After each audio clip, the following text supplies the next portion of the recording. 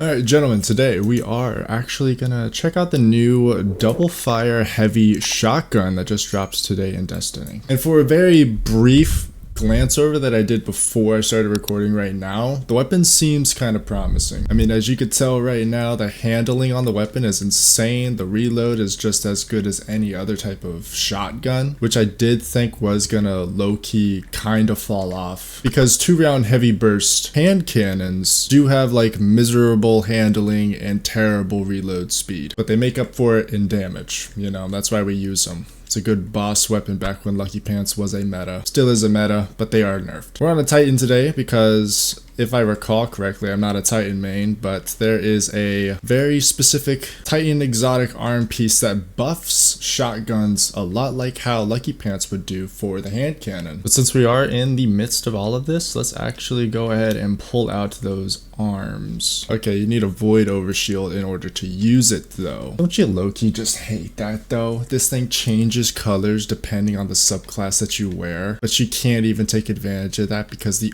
only way to use them is to have a void overshield, which is either prismatic titan and picking up orbs through purpose. Where's purpose at? There it is. Or it's just to make the ease of use void subclass. We'll put on Bastion as well. We'll say goodbye to Unbreakable just for the moment. Alright, now that we got the boss spawning, we're just gonna do base damage first, get some numbers on that. Oops.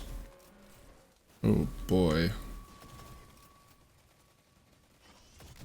So 13,480, and then we'll proc that. 18,189. Okay, we'll take those numbers for the time being. And now we will pull out a quick heritage as well. Let me see if I can scrounge some ammo for it first. We're gonna get rid of our recombination shot. All right, with no more recombination, with just a base heritage shot as a crit. It's 24, some change. We'll get all the numbers here in a little bit. Get an overshield on. 33,090. Alright, right now we're just plugging in all the numbers so we can get some DPS and total damage. And this is without the buffs that can come from perks. I understand that the double fire one can run surrounded, which is pretty good. Okay, now that we have base damage, what we will be doing is going to breakneck just to get accurate reserve counts. And now that we are here for the free flag, everything should be totaled out. Now what I'm seeing is it's 36 on the double fire, and it does count. That is true, which only makes sense really. 36 and heritage is 19. 36 divided by 2, that's how many shots it would be for that, so it's 18. It's 18 and 19 essentially. This does take account for the 2 shots for each shot, so really we only need to go up to 19. That, and then that goes here.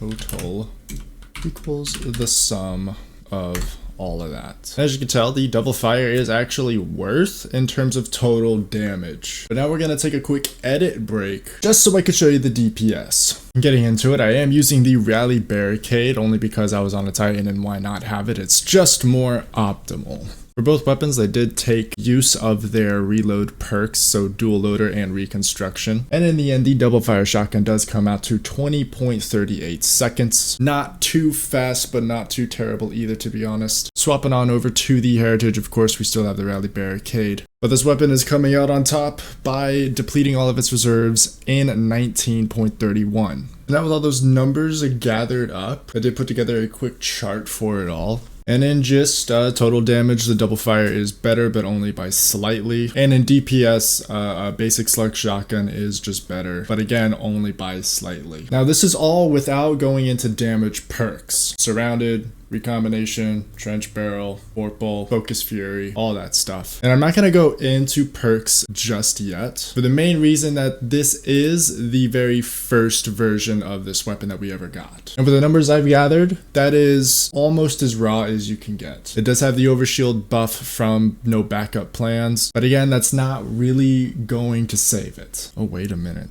This thing gets precision instruments. I didn't even realize that. Hold on, let me just add 25% to all of this.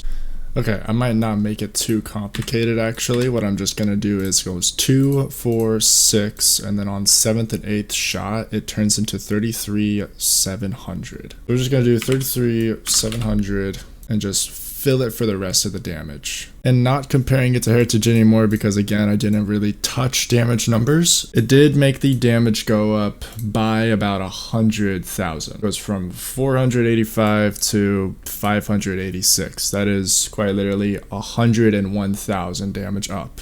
Now for the main question that we're all really thinking is this weapon worth farming? And what I'd say is this version of it, no, not really. What it is it's just an icebreaker for us. It's introducing us to a new archetype. It does have one of the most goated damage perks in the game, which is Surrounded. It's not a bad shotgun though. When wanting to compare it to either Warden's Law, which is our double fire heavy hand cannon, or any double fire GL, the reload and handling difference for this one is completely different. Just because it's a heavy 2-round burst weapon doesn't mean it has to be sluggish, doesn't mean that it has to reload slowly. That really deters players from using a weapon is low handling, low reload. You haven't a Legend of Accuracy without the damage output is what really that is. But one thing that I am noticing with this weapon is that even though its range is 67, its range is small. If we're gonna recall back to the Hydra boss that I did test this damage on,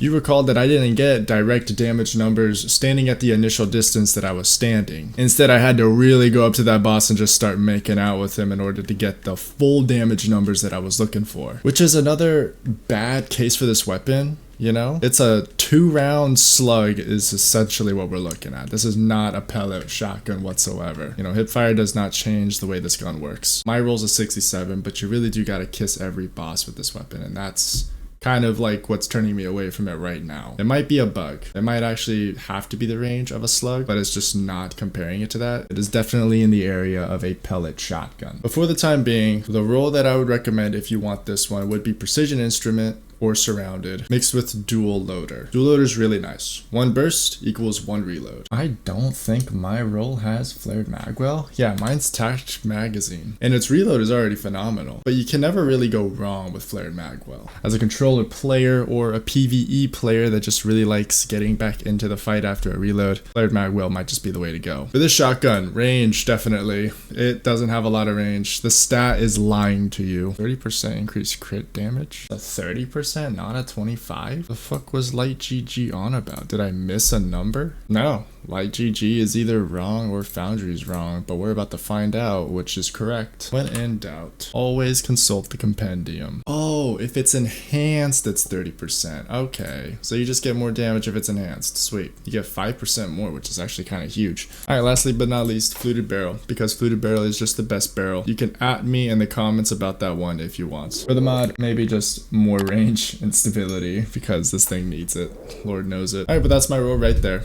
There's your insights. And take care. Peace.